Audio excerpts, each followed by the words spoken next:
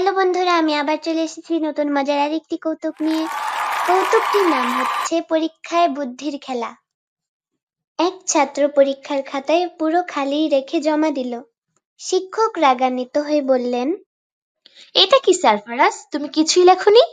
সারফরাজ বলল, ম্যাম, এটা আসলে একটি অদৃশ্য প্রবন্ধ।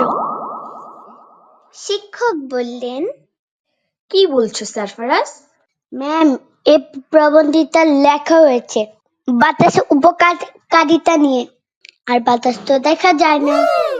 বন্ধুরা, কখনো কখনো সরলতা ও হাস্যরস আমাদের জীবনকে আরো উপভোগ করে তোলে।